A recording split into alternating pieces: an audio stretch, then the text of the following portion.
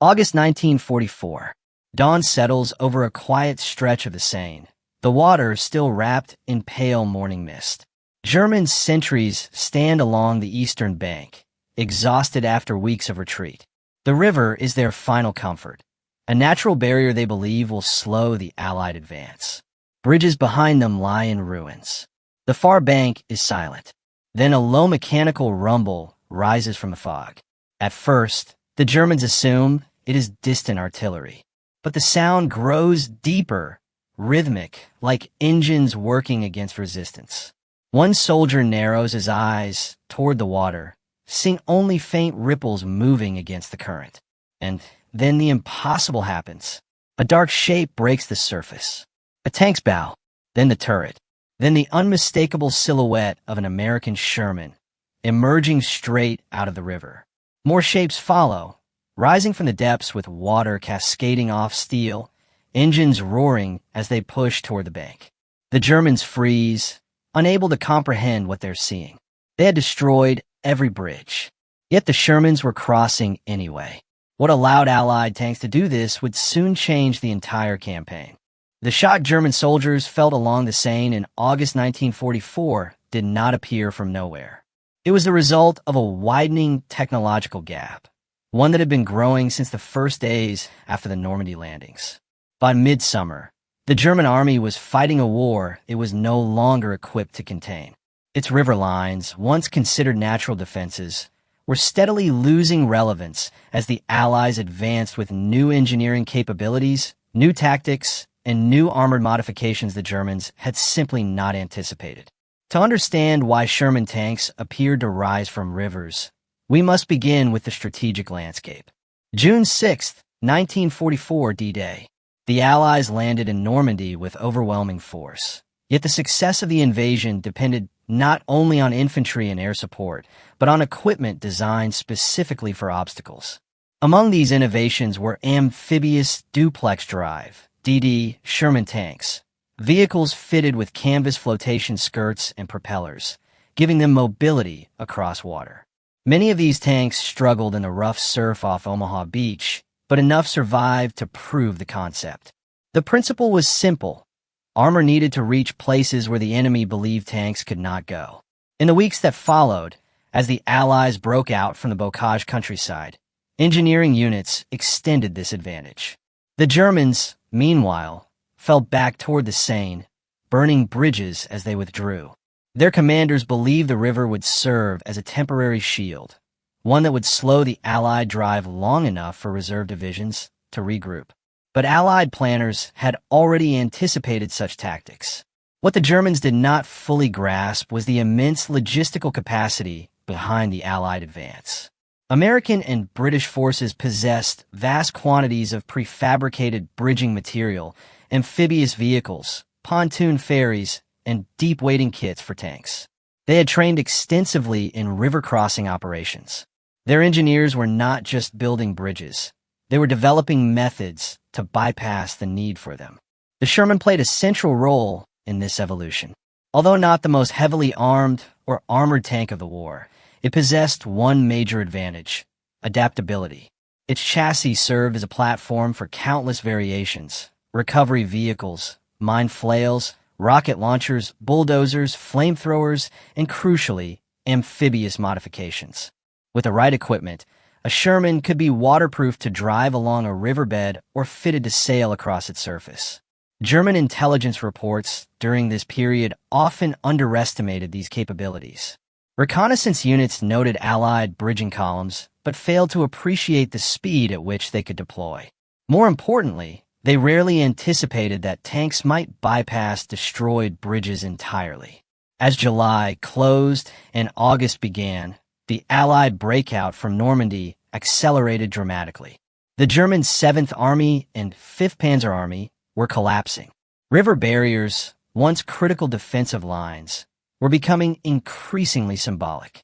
The Seine, wide, fast, and historically decisive, now stood as the last major obstacle before Paris. German forces rushed to organize defensive positions along its length, aware that holding the river might buy precious time. They demolished crossings from Rouen to Mantes to Melun, leaving only rubble in the water. Many German officers expressed confidence that armored vehicles would be forced to halt while engineers prepared bridging points. But Allied forces were moving far faster than anticipated. Within hours of reaching the Seine, American armored divisions began evaluating crossing sites. Engineering battalions followed closely behind, some carrying pontoons, others ready to deploy Bailey bridges, portable structures that could be assembled rapidly under fire.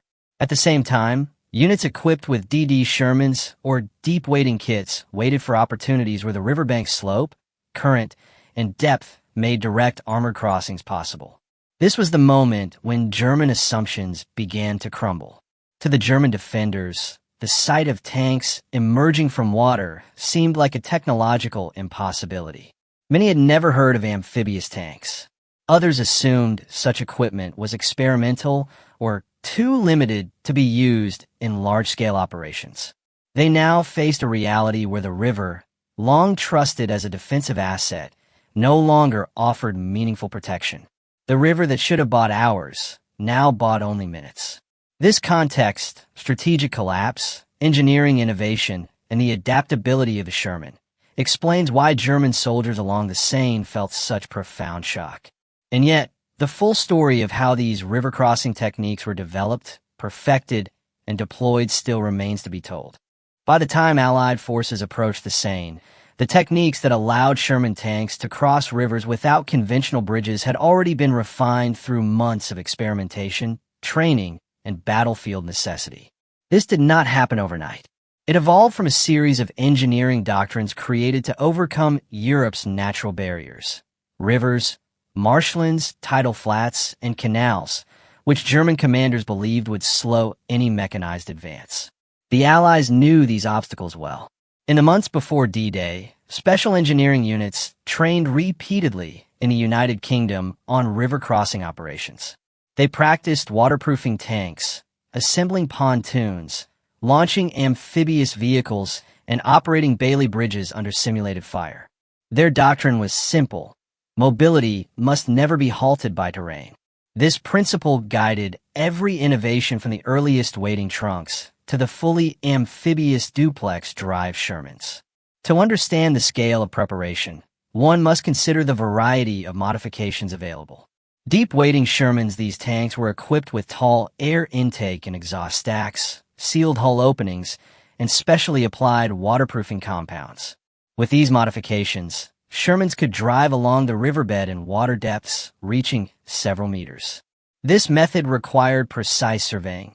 Engineers needed to understand current, slope, and underwater conditions. When those factors aligned, the results were remarkable. Tanks could enter water on one side of a river, disappear beneath the surface, and re-emerge on the opposite bank, exactly what German troops later witnessed in disbelief. DD, duplex drive. Shermans originally designed for amphibious assault on beaches. These tanks utilized collapsible canvas skirts supported by metal frames. Propellers driven by a secondary engine enabled the Sherman to effectively sail across water. While winds and waves made their initial use hazardous, calmer river crossings allowed DD Shermans to perform reliably. By the time the Allies reached the Seine, DD crews were experienced and confident in their craft.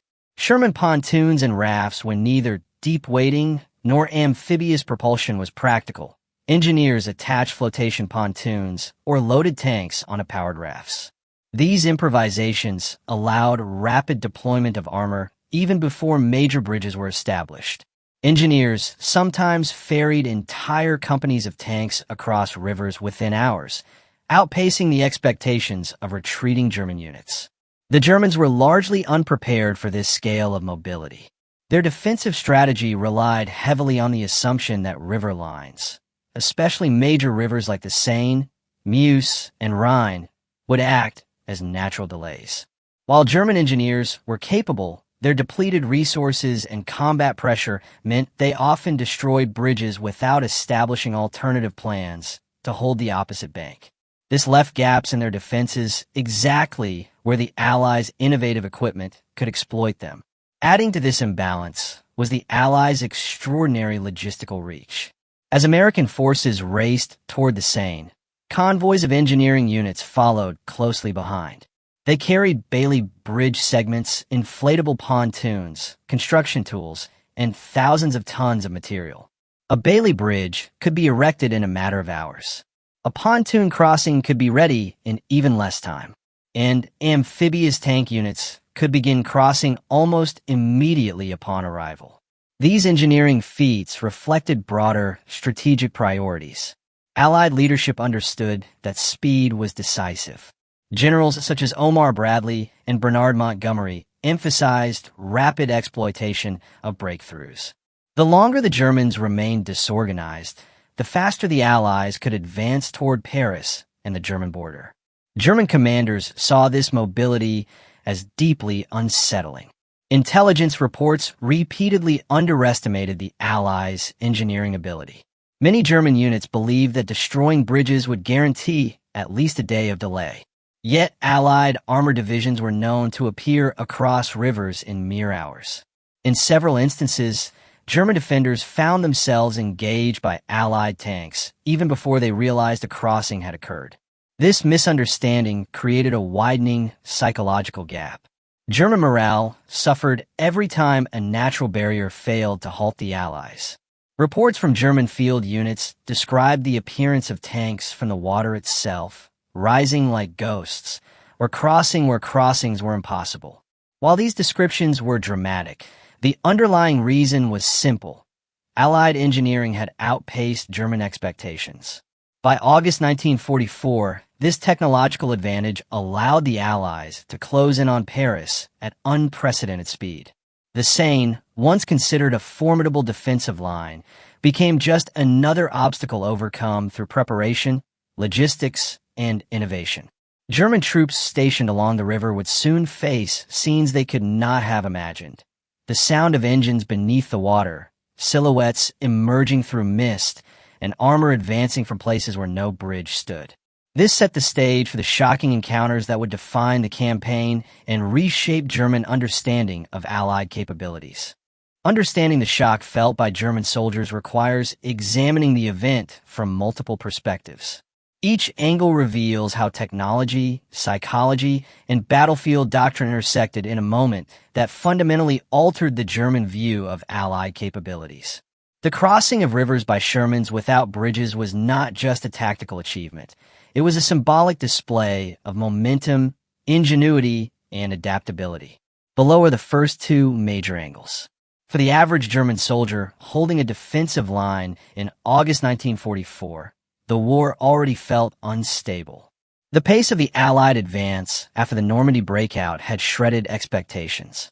Units that once relied on predictable terrain features found themselves exhausted, disoriented, and operating with limited intelligence. To these soldiers, rivers symbolized a last sense of order. Geography was something they could trust. A river could not be bombed away. Destroying bridges should have provided them with reassurance, one solid barrier that would at least slow the oncoming enemy. Many believed they would have time to reorganize, set machine gun nests, call for reinforcements, or prepare counterattacks. This made the sudden appearance of Shermans in the water profoundly disorienting on a psychological level. Most German troops had no prior exposure to amphibious tanks. Their training did not include the study of Allied experimental vehicle designs. What they witnessed contradicted the logic of their environment. Tanks simply did not move through rivers, not without bridges, not without assault boats, not without weeks of engineering preparation. Yet the Allies achieved exactly that, in ways the average soldier could not understand. The shock was not merely tactical, it was emotional. Soldiers sensed that the natural world, the rivers they relied upon, had turned unreliable. Many later recalled the moment as a symbolic collapse of certainty. If rivers could no longer stop the Allies, what could? The crossing represented more than a military maneuver. It was a sign that the war was shifting irreversibly against them, and that the boundaries they trusted were dissolving. This human reaction formed the psychological foundation of the German response, setting the stage for deeper tactical consequences that soon followed. From a technological standpoint, the success of Sherman river crossings reflected one of the Allies' greatest strengths: modular innovation. The Sherman tank, originally conceived as a straightforward medium tank, became a platform for an extraordinary range of engineering adaptations. No other tank of the war saw such a diverse array of operational modifications. The most striking was the duplex drive, DD Sherman. Conceived by British engineers, this design incorporated a large collapsible canvas screen supported by metal staves encircling the hull. When deployed, the screen created enough buoyancy to allow the tank to float. Twin propellers, driven by an auxiliary engine connected to the main drivetrain, propelled it through water. In calm conditions, the DD Sherman performed with surprising reliability, particularly on rivers where waves were minimal and banks more accessible. Equally important were the deep wading kits. These did not make the Sherman float, but enabled it to move underwater by supplying air through elongated intake trunks while sealing critical openings. Tanks fitted with these kits could traverse riverbeds, provided the grade and current were manageable. From a distance, this made the vehicles appear to emerge from the water itself, producing the very scenes that stunned German defenders. Pontoons and rafts added yet another layer of adaptability. Engineers could lash flotation devices to tank hulls or ferry multiple vehicles at once using powered rafts. These systems were modular, portable, and quick to deploy. German engineering was sophisticated, but it lacked this breadth of modularity. Their armored designs, such as the Panther and Tiger, were mechanically complex and far less adaptable to amphibious modification. As a result, German defenders had difficulty imagining tanks operating where tanks were never meant to go. The Sherman's technological flexibility enabled Allied commanders to challenge the basic assumptions of German defensive planning, a theme that would become even more evident when examining tactical and strategic angles. On a tactical level, the ability of Sherman tanks to cross rivers without bridges shattered one of the oldest assumptions in land warfare, that significant bodies of water naturally limited armored movement. Throughout history, rivers had served as predictable choke points. Commanders positioned artillery, machine guns, and infantry along riverbanks precisely because tanks could not approach without prepared crossings. But in 1944, the Allies inverted this rule. The presence of DD Shermans, deep-wading tanks, and pontoon ferries meant armored units no longer needed to wait for engineering battalions to construct bridges under fire. Instead, tanks could form the first wave of a river assault, providing direct fire support to infantry landing on the opposite bank. This reversed the traditional sequence of river crossing operations, catching German defenders off guard. Tactically, this offered three advantages: shock and disruption. German defenders saw armor appearing in places they believed were inaccessible. Machine gun nests and anti-tank guns positioned to guard destroyed bridges suddenly found themselves flanked or bypassed entirely. Momentum. Armored momentum was preserved across terrain once considered impassable. Rather than pausing for hours or days, Allied spearheads advanced almost continuously. Firepower at the waterline.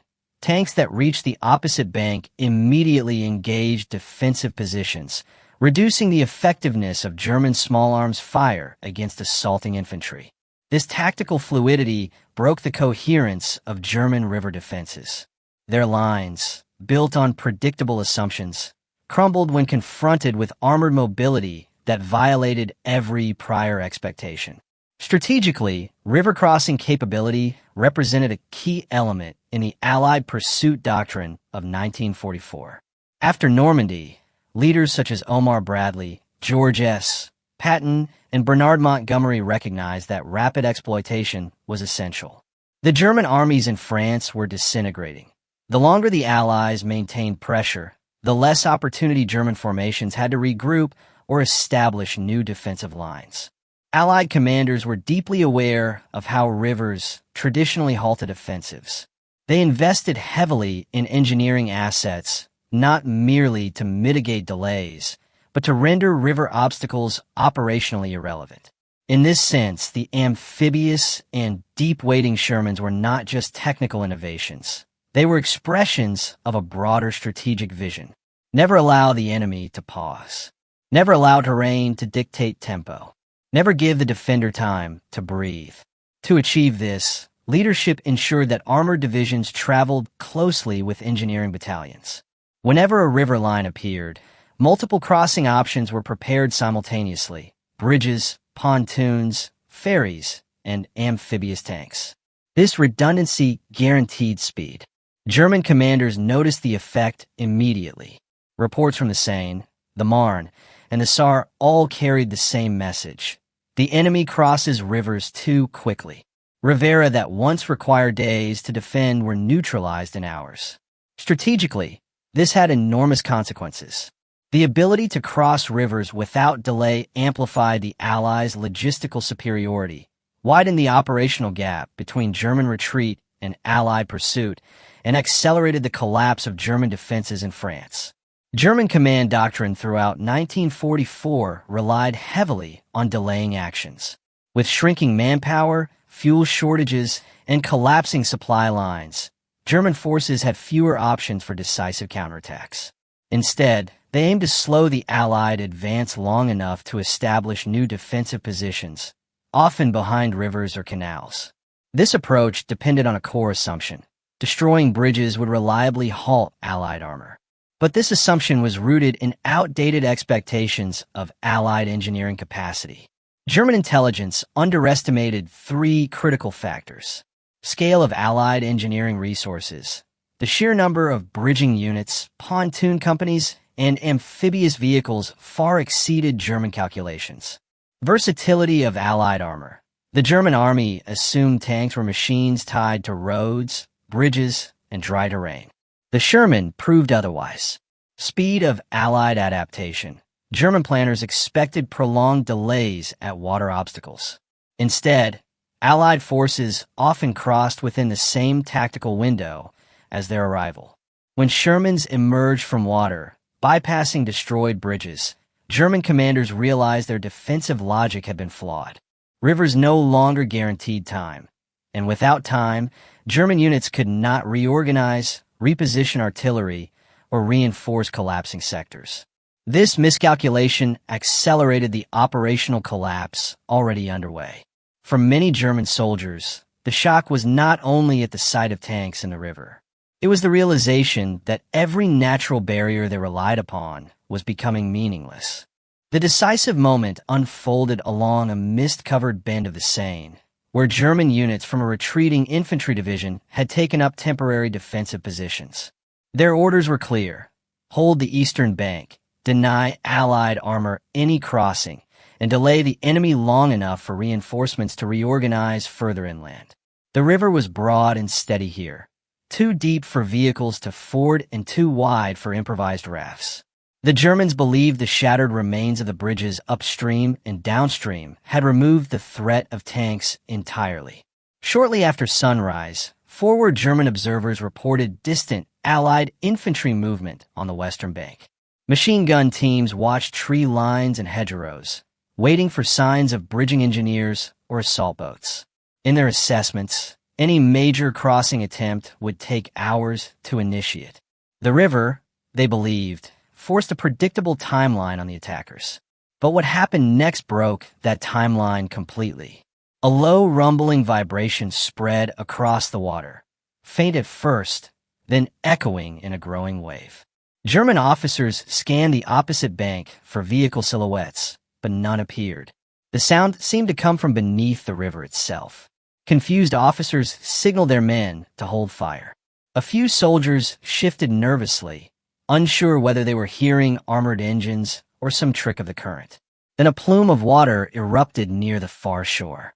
An object rose slowly, pushing aside the surface. At first it looked like debris, perhaps a log carried downstream. But the shape continued to rise, heavy, angular, unmistakably manufactured.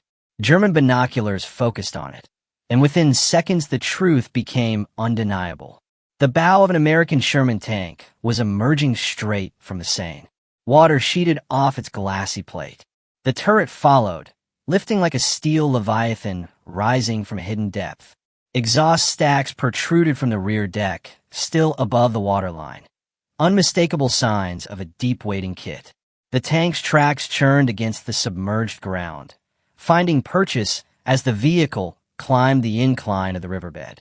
German soldiers stared in disbelief. They had prepared to stop infantry. They had prepared to stop engineers. They had not prepared for tanks to arrive directly through the river. As the first Sherman reached the shallows, a second shape broke the surface further downstream. Then another. Each emerged with a burst of cascading water, revealing an entire column advancing invisibly beneath the river surface. The Germans had assumed the riverbed was too deep, the slope too unpredictable, the current too strong. But unknown to them, Allied engineers had surveyed this crossing point the night before. Depth charts indicated a gentle underwater gradient suitable for wading tanks. The riverbed was firm, not silted. Conditions were ideal, and the Allies exploited them. Within minutes, for Shermans had surfaced, engines roaring as they moved toward the bank. Their commanders maintained tight formation, coordinating their ascent to avoid collisions on the underwater slope. The tank's waterproofing held as intended. Hatches remained sealed. Intake trunks kept the engines breathing. The German machine gun crews, stunned at first, finally opened fire. Bursts of 7.92 millimeters rounds struck the front armor of the leading tank, ricocheting harmlessly. The tank's turret rotated smoothly, rising water still dripping from its mantlet. A flash, then a blast, as its main gun fired, sending a shell into a German position that had expected to stop infantry, not armor. The psychological effect was immediate. Positions that relied on river protection now found themselves assaulted by tanks at point-blank range. German officers shouted for anti-tank guns to reposition, but most were oriented toward the ruined bridge approaches, not the open riverbank. A few crews tried to manhandle their guns into place, but the Shermans were already emerging in force. Then came another shock. Downstream, faint silhouettes appeared skimming across the water's surface. DD Shermans, their canvas flotation screens raised, cutting through the river with propeller-driven motion. These tanks were not waiting. They were floating, advancing in a staggered formation toward the same landing zone. To the defenders, it looked like armored vehicles were sailing directly toward them. The combination, submerged deep-wading Shermans and floating DD tanks, created an overwhelming illusion of inexhaustible armored numbers. In reality, only a company-sized unit was crossing, but to the German defenders, it seemed as though the river itself was releasing tanks. Machine gun positions fell back. Mortar crews scrambled to new cover. Anti-tank squads struggled to maintain cohesion under the growing pressure. The river, once a shield, had become a staging ground for the attackers. By the time the 10th Sherman reached the bank, German defensive coordination was collapsing. Officers realized that their assumptions about the river's protective value had been decisively wrong.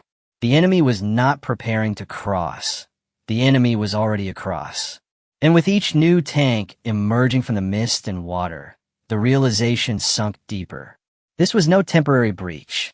It was a complete tactical breakthrough. The battle's turning point had begun, one that would ripple across the entire campaign. The German defense began unraveling almost from the moment the Shermans secured their foothold on the eastern bank. What should have been a carefully controlled, delaying action quickly devolved into a chaotic collapse. The river, assumed to be an unassailable barrier, had instead delivered armored shock directly into the heart of the defensive line. As the first wave of Shermans pushed inland, their tracks tore through shallow mud, climbing the embankment with growing confidence. Water still cascaded from their hulls as they formed a rough wedge, 2 tanks forward, for behind, establishing the armored spearhead needed to expand the bridgehead. Infantry in assault boats followed, rowing urgently across the river under the protective fire of the tanks now on the east bank. For the first time in hours, Allied soldiers felt momentum shifting tangibly in their favor. For the German defenders, however, momentum was spiraling out of control. Anti-tank teams attempted to regroup, hauling Panzerfausts and Panzerschrecks toward the shoreline. But the Shermans, released from the river's grip, were already advancing. Their machine guns stitched the riverbank with suppressive bursts. German crews, keeping low behind the rubble of demolished buildings, found themselves pinned by an unexpected volume of fire. The pace of the Allied push left no time to establish firing positions or coordinate with nearby units.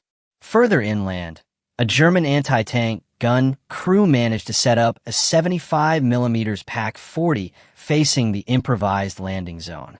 They waited for the leading Sherman to crest a small incline. When it appeared, muddy, dripping water, turret level, the crew fired. The shell struck the frontal armor with a sharp crack, failing to penetrate but stunning the tank's crew. The Sherman rocked backward slightly, but kept moving. Seconds later, another Sherman responded with a high-explosive shell. The PaK-40 crew scattered as the blast tore into their position, overturning the gun and marking one of the few moments where German defenders briefly stalled the armored ascent. Yet the loss of that gun highlighted a growing truth. Every German effort required time, and the Allies had engineered the crossing precisely to eliminate time as a factor. Meanwhile, DD Shermans from the floating wave neared the shoreline. Their engines transitioned as they disengaged propellers and switched to tracks. The moment their flotation skirts touched the firm mud, crews prepared to collapse the canvas screens and advance inland. This simultaneous arrival of submerged and floating tanks created a saturation effect. German observers radioing higher command described an unexpectedly large armored force crossing the river, a misinterpretation born from shock, but one that reflected the psychological weight of the event. Within 30 minutes, the Allies had established an armored presence far larger than the Germans had prepared for. The turning point became unmistakable when German infantry companies, already thin from weeks of fighting, began withdrawing without orders. Some attempted lateral movement to avoid encirclement. Others fell back to hastily prepared secondary positions. Officers trying to rally them struggled against panic spreading through the ranks. The image of tanks rising from the river, defying logic and expectation, had shattered confidence more effectively than artillery barges or infantry assaults could have. Compounding the confusion, Allied artillery observers on the western bank now had line of sight on multiple German fallback routes. Within minutes, pre-registered artillery strikes began landing behind German positions, further isolating pockets of resistance. Smoke rose across the river's edge as German forces lost the ability to maneuver effectively. By late morning, the crossing had become a full breakthrough.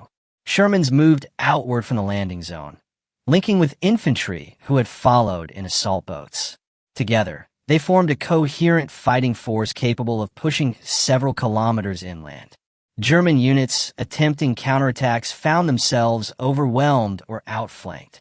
Without sufficient armor reserves, German command had few tactical options. The nearest panzer formations were days away, slowed by fuel shortages and prior engagements. What had begun as a river defense transformed into a rout. German divisional headquarters soon realized their entire position along the Seine was compromised. Reports arrived in fragmented bursts. Enemy armor east of the river, bridgehead expanding, units falling back beyond control. The coherence of the defensive line had fully evaporated. And underlying it all was a simple, devastating truth. The river had failed them. By evening, Allied forces had secured a wide corridor beyond the riverbank. Engineers quickly expanded the crossing, ferrying additional tanks and vehicles. Bailey bridges began assembly operations, allowing entire battalions to reinforce the breakthrough. German troops, recognizing that the Allies were not simply across the river, but advancing rapidly into open territory, continued their withdrawal toward the next defensive line. The crossing was more than a tactical success. It represented a psychological rupture, a moment when German soldiers realized that natural barriers no longer offered protection, that Allied technology could overturn even the strongest terrain advantage. This shock did not just impact the immediate battlefield. It spread through reports, rumors, and after-action assessments, affecting command decisions far beyond the Seine. The turning point was complete. The immediate aftermath of Sherman River crossing revealed just how deeply the event destabilized German defensive planning. What German officers had expected to be a controlled, delaying action swiftly transformed into a disorderly retreat, marking yet another fracture in the already weakened structure of the German army in France. The river that was meant to delay the Allies had instead accelerated their advance. As Allied tanks surged inland from the eastern bank, the first objective was to widen the bridgehead. Engineers, now protected by armor, worked rapidly to secure additional crossing points. Assault boats continued ferrying infantry, while pioneers began laying the foundations for pontoon bridges. Their efficiency reflected months of preparation. Their work outpaced German attempts to reorganize. By nightfall, the first pontoon spans carried supply jeeps and additional light vehicles across the river, demonstrating the Allies' ability to convert a surprise crossing into sustained momentum. German units positioned further along the Seine began receiving fragmented reports of the breakthrough. Many commanders initially dismissed the messages as exaggerated or the result of miscommunication. But as scattered groups of retreating soldiers arrived with consistent accounts, tanks coming out of the river, armor crossing where there is no bridge, enemy advancing faster than expected, the reality became impossible to ignore. The loss of the river line had two immediate consequences. The German front in the region collapsed far sooner than expected. River defenses traditionally buy time, allowing officers to redeploy reserves or set up deeper defensive positions. But with the Seine breached so quickly, the German command could not execute planned withdrawals in an orderly fashion. Entire battalions were forced to abandon equipment and pull back along congested, vulnerable routes. Rearguard elements tried to form temporary stop lines, but these positions were quickly outflanked by the expanding Allied bridgehead. The psychological impact deepened the existing crisis within the Wehrmacht. Morale, already strained by weeks of retreat, suffered another devastating blow. Rivers had always been reliable defensive tools, but now even these natural barriers seemed useless. Soldiers who had believed they would have hours, perhaps even a full day, before facing enemy armor now found tanks advancing within minutes of their arrival. The shock was not limited to frontline troops. German staff officers, reviewing after-action reports, recognized a pattern emerging across multiple sectors. The Allies were consistently crossing rivers faster than intelligence assessments believed possible. Whether at the WWII, the Marne, or now the Seine, German doctrine was proving increasingly outdated. The enemy could no longer be delayed by predictable obstacles. Meanwhile, the Allied advance gained extraordinary momentum. As additional Shermans crossed via pontoons and early-stage Bailey bridges, the spearhead widened into a formation strong enough to push deeper into German-held territory. Supply lines that could have been delayed by days were now flowing across the Seine within hours. This ensured that fuel, ammunition, medical support, and reinforcements reached the leading elements without interruption. A stark contrast to the German situation, where shortages crippled mobility and reduced the ability to counterattack. By the following morning, the Allied foothold had expanded several kilometers inland.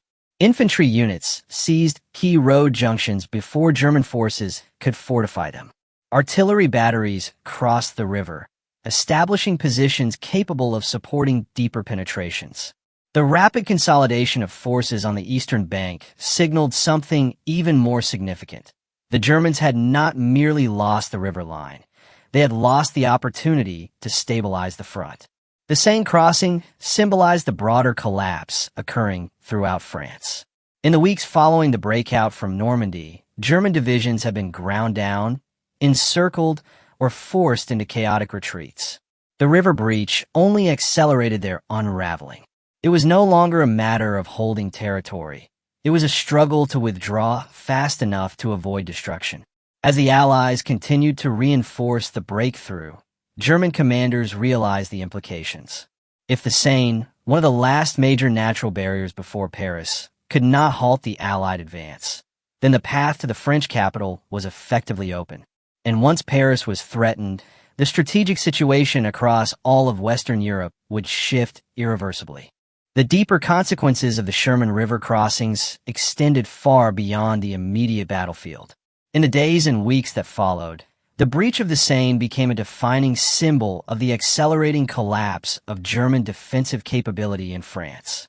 It signaled not merely the failure of a single river line, but the breakdown of an entire strategic model that German commanders had relied upon for decades. As the Allies poured more units across the Seine, the German command faced a grim reality. The retreating armies could no longer regroup behind predictable terrain obstacles. The rapidity of the crossing removed the crucial breathing room that commanders needed to re-establish coherent defensive lines. What had once been a carefully structured withdrawal became a desperate race eastward. Intelligence summaries arriving at German higher headquarters painted an increasingly bleak picture. Reports of Allied armor emerging from the water spread rapidly through units of Army Group B. Some officers initially dismissed them as misidentifications, believing the chaos of the retreat had produced exaggerated accounts. But when multiple divisions filed similar observations, from submerged tanks at one crossing to floating canvas-skirted Shermans at another, the scale of Allied engineering capability became undeniable. This recognition profoundly affected operational planning. If rivers could no longer serve as barriers, then the traditional German doctrine of delaying the enemy through successive defensive belts was effectively obsolete. The ability of the Allies to maintain continuous forward pressure meant that German operational pauses, once essential for reorganizing depleted battalions, were no longer feasible. Meanwhile, the Allies capitalized fully on the psychological and structural collapse of German defenses. With the bridgehead firmly established, High Command authorized broader operations aimed at exploiting the breakthrough. Armor divisions spread outward like a fan, capturing key towns and cutting off German retreat pathways. The fluidity of movement, made possible by swift river-crossing infrastructure, prevented German units from consolidating into meaningful fighting formations. The ripple effects extended toward Paris. The fall of the Seine line directly accelerated the Allied approach to the city. German forces stationed within Paris, already strained by supply shortages, recognized that without a defensible river barrier, they could not expect reinforcements to arrive in time. Their withdrawal routes became increasingly threatened as Allied columns advanced across the countryside with unprecedented speed. The liberation of Paris, achieved within days of the same breakthrough, was not merely the result of urban uprising or strategic planning. It was also a direct consequence of the rapid collapse of the river defenses that were supposed to protect it. On a broader scale, the events at the Seine reshaped German assessments of Allied engineering capabilities. Military analysts, reviewing the crossing reports, acknowledged that the Allies possessed superior modular technology, logistical flexibility, and doctrinal innovation. The sight of Sherman's crossing without bridges through water, across pontoons, or via amphibious propulsion was not an anomaly, but a demonstration of systemic advantage. This realization forced German commanders to confront a harsh truth. The enemy's ability to adapt and innovate outpaced their own. The once vaunted German emphasis on mechanized warfare and tactical ingenuity was now overshadowed by Allied engineering dominance and industrial capacity. While German forces could still fight fiercely, they lacked the resources to counter the kind of rapid, multi-method river assaults that the Allies now executed almost routinely.